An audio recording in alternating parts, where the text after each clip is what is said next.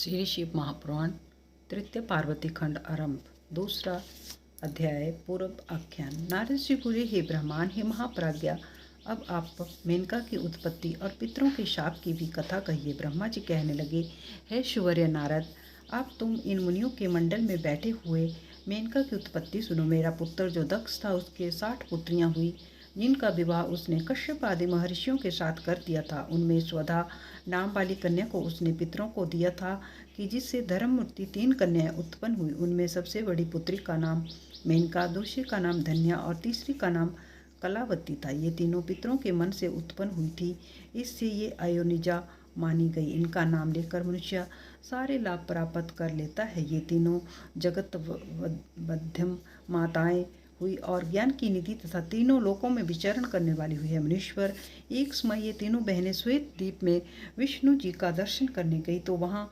बड़ा भारी समाज एकत्रित हो गया, और जिसमें ब्रह्मा पुत्र सनकादिक भी आए, और सबने विष्णु जी की स्तुति की। और सनकादिकों को देखकर सभी लोग उनके स्वागतार्थ उठ खड़े हुए, परंतु ये तीनों बहनें उनके समादर के लिए ना उठी, क्योंकि शंकर की माया ने उन्हें मोहित कर दिया था।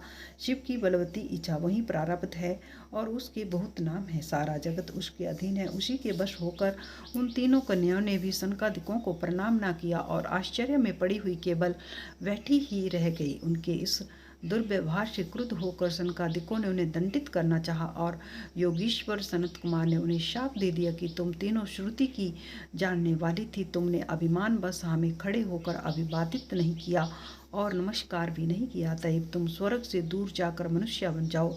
अब तुम तीनों मनुष्य की स्त्रियां बनो, हम क्या करें, तुम्हारा कर्म ही ऐसा था, अब उसी का फल चखो। ब्रह्मा जी कहते हैं कि उन तीनों साध्वी बहनों ने चकित होकर ऋषि का वचन सुना और सिर झुकाकर उनके चरणों पर गिरती हुई बोली, है मुनिवर्या, है दया सागर, इस समय प्रसन्न हो जाइए। हम लोग मूढ़ हैं, इसी से हम लोगों ने आपको प्रणाम नहीं किया है। महामुनि, इसमें आपका कोई दोष नहीं है, तब ऐसी कृपा कीजिए कि जिससे हम स्वर्ग को पुनः प्राप्त कर लें।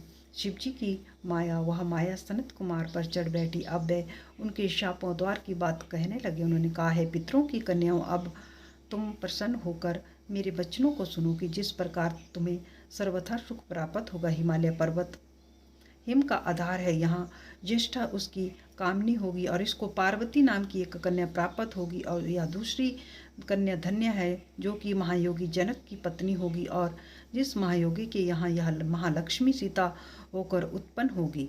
कलावती वृषभानु की पत्नी होगी, और इस प्रकार द्वापर के अंत में यही लक्ष्मी उसकी पुत्री प्रिया राधा के नाम से प्रकट होगी। मेनका को पार्वती जी का वर प्राप्त होगा और वह कैलाश तक जाएगी। धन्य जनक वंश में सीता को उत्पन्न कर शीर ध्वज के मिलने पर बैकुंठ तक जाएगी। कलावती वृषभान को प्राप्त हो उसके साथ कौतुक क्रीड़ा द्वारा राधा के साथ जीवन मुक्त हो गोलोक तक जाएगी। इसमें संदेह नहीं, भला बिना विपत्ति उठाए कहीं किसी की महिमा होती है। अच्छे कर्म वालों का दुख दूर हो जाने पर उन्हें दुर्लभ सुख प्राप्त होता है। तुम पितरों की कन्या हो, इसलिए तुम्हें स्वर्ग का विलास ही चाहिए। इसलिए जब तुम विष्णु जी के दर्शन करोगी तो तुम्हारा कल्याण होगा। तुम शिव जी में भक्ति करने वाली हो, इससे तुम धन्य हो और पूज्य हो। मेनका में पार्वती देवी उत्पन्न हो अपने कठिन तप के द्वारा शिव की प्रिया होंगी, और धन्य की पुत्री सीता रामचंद्र जी की पत्नी होगी, तथा कलावती की पुत्री राधा श्री कृष्ण की पत्नी होगी। ऐसा कह मुनिराज अंतर ध्यान हो गए, और वे तीनों बहनें भी सुखी हो अपने धाम को चली गई। ओम नमः शिवाय।